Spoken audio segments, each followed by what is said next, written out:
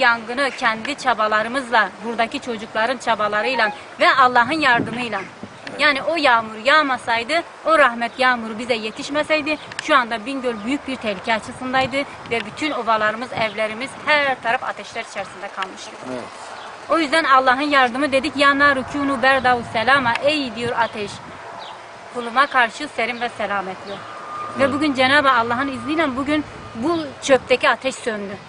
Evet. Ama bu ateş sürekli yanmakta. Evet. Keşke böyle yağmurlu bir günde değil de diğer bir günde gelseydiniz, sürekli yanan o çöpteki dumanları kayda alsaydınız, kameraya yansıtsaydınız.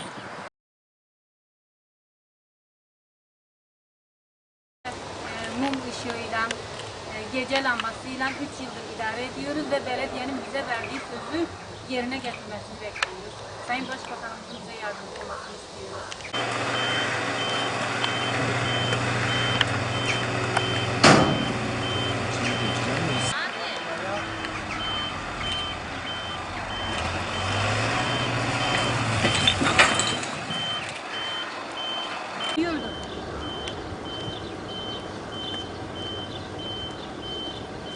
Tarım arazim köpekler tarafından istila edilmiş durumda. Çöp köpekleri benim tarım arazimi şöyle gördüğünüz gibi her birisi en az 1,5 metre, 2 metre derinliğinde çukurlarla kazılır. Ve ben burada buğday ektiğim zaman bütün buğdaylarım hepsi öyle gitmekte ve köpekler yüzünden hiçbir tarım arazimi kullanamaz durumda bırakılmış. O yüzden yani artık gerekli olan neyse bir an önce yapılsın. Bunlar içine doğru çektim.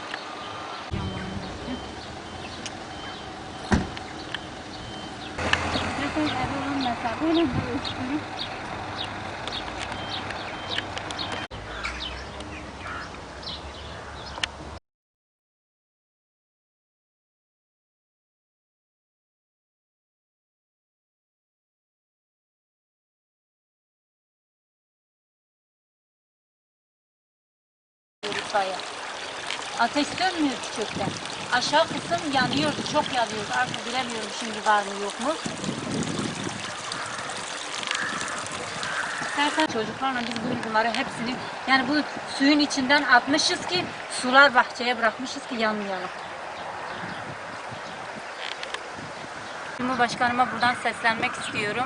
Yani 15 yıldır biz bu şehir merkezindeki çöp yüzünden ne evimizde ne hayatımızda sağlık açısından olsun, gerek çevre sağlığı gerek kendi sağlığımız açısından olsun çok büyük zararlar içerisindeyiz.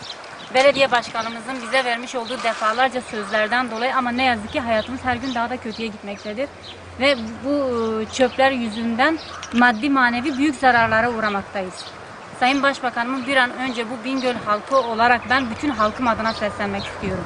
Yani bir tek kendi şahsım değil, ben kendi şahsım olarak burada yaşamak zorunda kalıyorum. Yani artık yani evim olduğu için burada yaşamak zorundayım. Evet. Sağlığımızı büyük ölçüde etkiliyor. Yani biz burada hastalanıyoruz, çocuklarımız hastalanıyor, hayvanlarımız ölüyor, tarım alanlarımız hepsi kullanılmaz hale geliyor. Meyve ağaçlarımız çöpte yanan ateşlerden dolayı sürekli kurumakta. Ateşten çıkan kıvılcımlar bahçelere sıçramakta, ova tehlike altında kalmakta ve bu şehir merkezindeki çöpün bir an önce kaldırılması gerekir.